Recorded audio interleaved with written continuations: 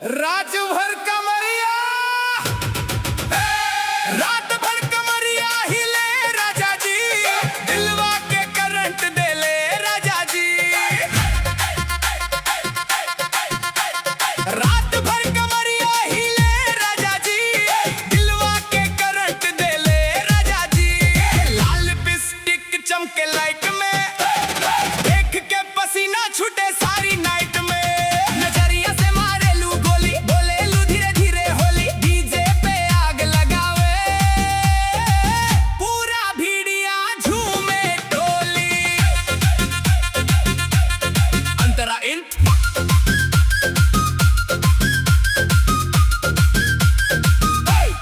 अंतरा इन चुनरी उड़ेला हवा के संग, देख के तोहरा धड़के अंग अंग।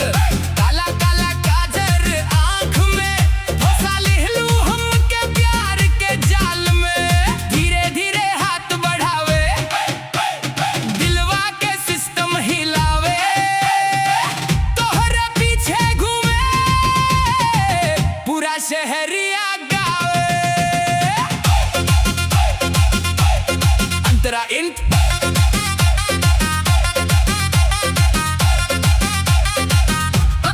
अंतरा इन कमर लचकावे तू डीजे फ्लोर पे, सबके नजरिया अटक गइल तोर पे।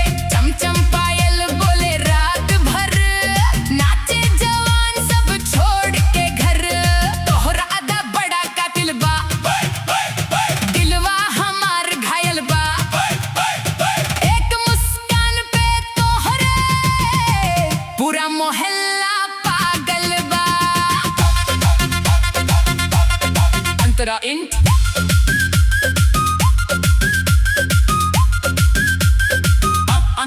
अंतरा इन बरसत पसीना डांस करता नी, देख के तोरा बेहोश भईनी। सेल्फी लेवे खातिर लड़का लाइन में, तू ट्रेंड करे रोज रील्स वाला सीन में। धीरे धीरे पास बुलावे, कान में कुछ कुछ गावे, डीजे वाला बीट बढ़ा के सबके नाच नचावे। अंतरा रात जवान बा, मौसम सुहाना, तोहरे बिना लगे ना ठिकाना। स्टेज पे जब तू आग लगावे, दिलवा के धड़कन बढ़ जावे। लाल साड़ी बिजली गिरावे, देख जवान मन बहकावे, पूरा बाजार बोले ये लड़की सब पे